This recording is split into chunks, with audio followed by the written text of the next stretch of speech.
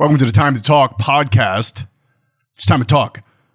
I want to talk something I saw. This should be relatively short podcast, short discussion, but I want to talk about Whitney Webb. Whitney Webb is a reporter, journalist, unlimitedhangout.com.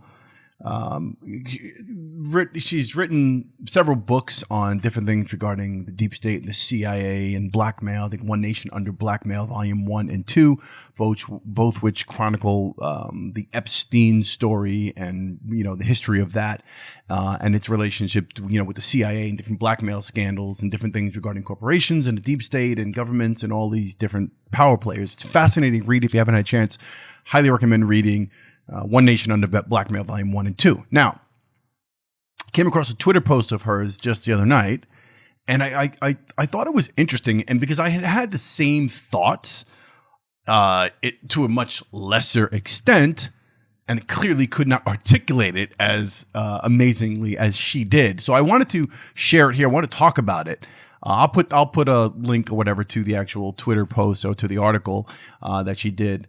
It's like a short blog post, but I wanted to go over it here on the air because I was recently at the Rescue the Republic event, which was held about 2 weeks ago, September 29th. I never did really a follow-up on it here on this channel, and I probably should have, but I had slight reservations and disappointments regarding this event. And although it seems as if all of the press and the actual responses that I've received in email about the success of that event, apparently it was streamed by 1 million people on Twitter, on X, and it broke a record. It sounded like a Trump sort of propaganda thing, like, oh, we broke records. No one's ever been this big before. It was a rally in D.C. over by the Washington Monument. I thought it was great to be there. I was disappointed in certain aspects of it. I do not think the crowd, there was maybe 1,000 people there at the most. I could be totally wrong. Maybe I just can't gauge what a crowd size looks like, but it was nothing overwhelming. And I think it was smaller than I had expected or would have liked to have seen. Also, I wasn't sure of the effectiveness of it, right? Because it was essentially people talking about freedom, free speech. And there were some wonderful speakers there. Jordan Peterson, Russell Brand, Matt Taibbi probably gave one of the best speeches. Walter Kern, another great speech. And Tulsi Gabbard. Most of that crowd were Trump supporters. And a lot of the people speaking were Trump supporters. I was really excited that Matt Taibbi, again, one of my favorite journalists, one of the greatest out there right now, one of the best voices in that space, made the point to say that we are here together. We are all coming together in the interest of our nation, the interest of the Constitution and defending freedom of speech. And he made the point that he's not supporting Trump and he has his issues with Trump. And it's okay that we are there. And he was sharing a stage with people who have different agendas or different political beliefs. And that was really, really important. But with all that said, I couldn't help but notice, again, most of the crowd there and the people who have embraced Trump, Tulsi Gabbard, RFK Jr., now on his team. It made me wonder, how does RFK Jr.'s agenda and his sort of ideas translate over into, actionable items and things that Trump is going to implement in his administration if he wins the election? I have a hard time. No, I expressed previously on this podcast in a different episode that it was a smart move politically for RFK Jr. to join with Trump, right? Because he was doing well, not fantastic, with all the efforts of the Democrats to totally just throw him, under the rug and keep him from interviews and stop him from being in debates. He was doing pretty well. I think he was polling at like 20%, whatever it was. But had he not joined Trump, he just would have kind of disappeared into the ether, and it would have been like, okay, well, there's another one gone, right? Another independent, So joining Trump allows him to say, hey, look, maybe I can get some of these issues and some of these things that my people are looking to have addressed. Maybe I can do work. I can continue working in some regard in this administration under Trump if he'll have me, right? And I guess he does believe there's a certain amount of anti-establishment to Trump, right? Which again is what made Trump popular to begin with and continues to make him popular, even though most of it, I'd say 99.9% of it is rhetoric, right? It's just, I don't think he's and I think he wants to be anti-establishment, and yes, he does rub them the wrong way, and he is kind of against, but he's going to get in office, and he's going to toe the line according to whatever the people behind the scenes, as I've spoken to many times on this channel, are. They're going to pretty much, he's going to fall in line with them. So with all that said, how does RFK fit into that? Does he even have a position yet? Is he guaranteed something? Have we heard anything from Trump? Has he mentioned some of the things, regarding farmer companies and food and cleaning up our food supply and all these different things that RFK and his people, supporters, have longed for, to see changed, right? Are we going to see policy that's really going to affect America as opposed to just what's happening in Israel, what's happening across the world, what's happening with China? Sending billions and trillions of dollars across the seas, but not really worrying about our own people, which is what RFK seems to have represented, right? He spent a long time as an environmental lawyer cleaning up the environment and being that guy championing causes that were directly related to the American populace.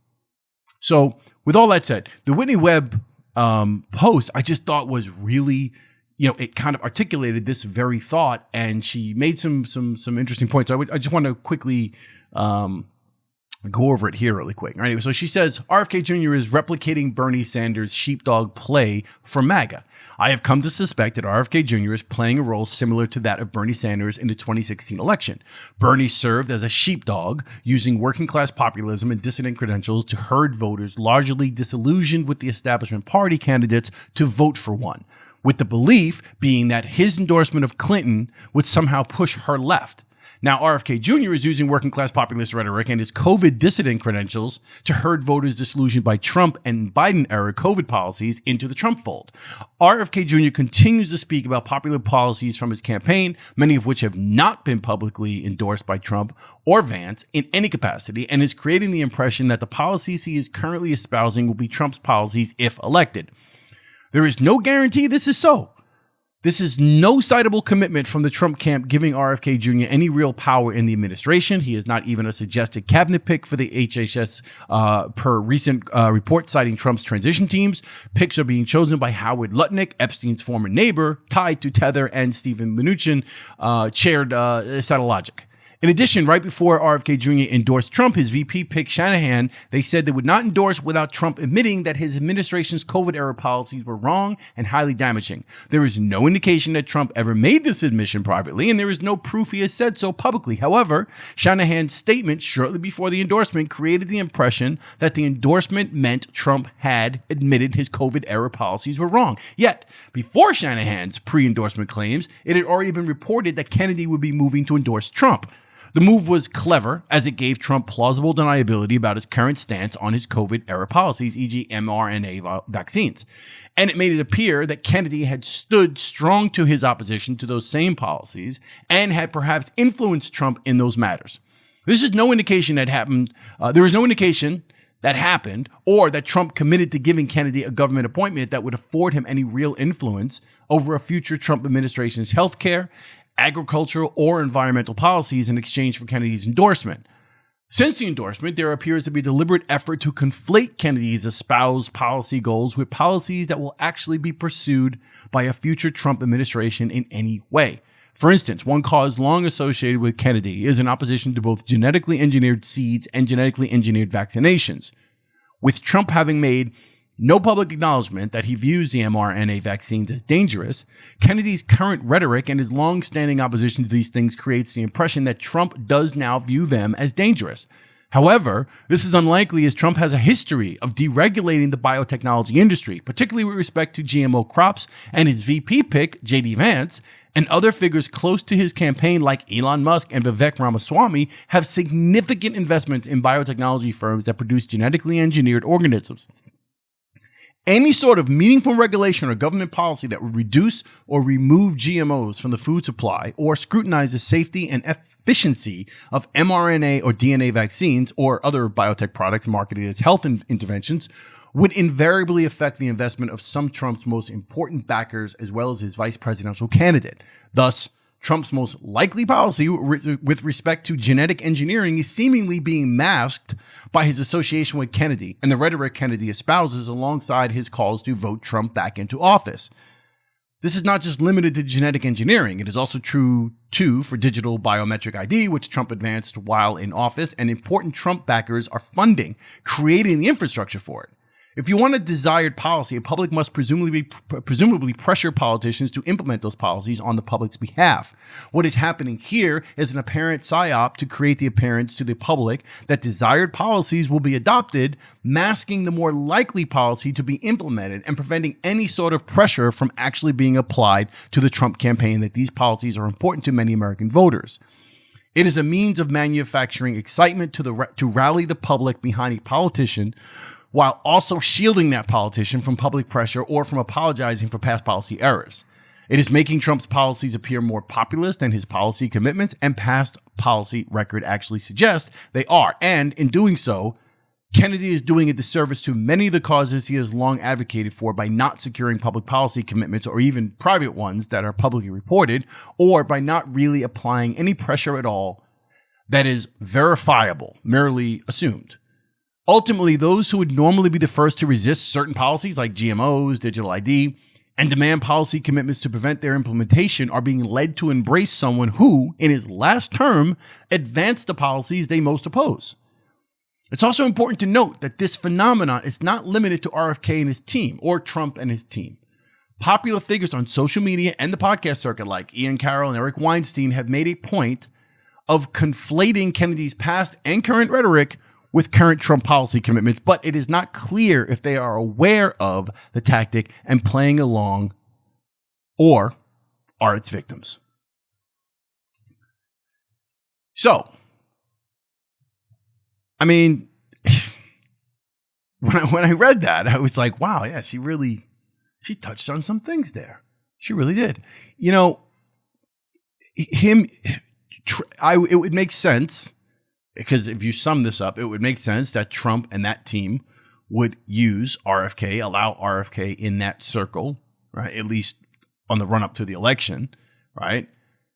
Because of his stance and getting that swath of voters that Kennedy was going to bring in, specifically because of these policies and because of these issues that he stood for, things that Trump never really made mention of. So it would make sense, again, from RFK Jr.'s side to just keep himself going, and from Trump's side and Trump Trump team to keep RFK there, right? It just seems to make sense. However, what Whitney Webb is really describing here is the idea that there's really no commit. We have no idea what's going on other than this is kind of like, all right, yeah, we'll keep you, we'll get your votes because we know you're going to be getting all the people who are, for the environment and for cleaning up big pharma and they don't want censorship. They're against the establishment. Yeah, we'll bring you. It's like by association, Trump is going to win those votes. He's going to win favor. But it seems as if Whitney is making the case, well, yeah, it sounds good on paper, but where's the handshake? Where's the deal? Where's sign on the dotted line? We don't know anything. So far, at least, we can't see anything. We have no real indication of Trump's commitments to RFK's policies or to allowing him to shake things up. I don't think it will happen. My personal opinion, I'm not a Trump supporter. I'm not voting for Trump. I'm not voting for Harris either. But I don't think RFK Jr. being on the Trump administration, I don't think him being, whether he gets a position, whatever that position may be, I do not think it's going to sway or influence Trump in some way that goes against Trump's natural interest.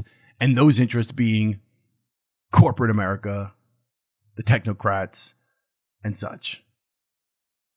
We'll see what happens. Anyway, I know that was a lengthy read, but I wanted to talk about that on the podcast. And you can go ahead and read. Like I said, you can go to her site and you can go see. And on Twitter, there were some people giving pushback and saying it was unfair of her to say that. And how does she know what's going to go on? But I think it was a reasonable assumption. I think she worded it as a journalist would word it, and she really went in on it. But I think overall, what we take out of that is, again, how do we know that he's going to have any influence on Trump and that Trump's going to go into office and suddenly implement these policies and these things that mean something to Bobby, Jr.'s voters. We'll see. Anyway, that's it. Time to Talk podcast. I just wanted to quickly talk about that. It was time to talk about it. If you're new here, feel free to subscribe. I truly appreciate that. If you're watching on YouTube, if you're listening on any one of the platforms as Spotify or Apple Music or Amazon Music, feel free to rate and review the podcast. I truly appreciate that if you listen. And I will see you on the next Time to Talk podcast. All right, peace.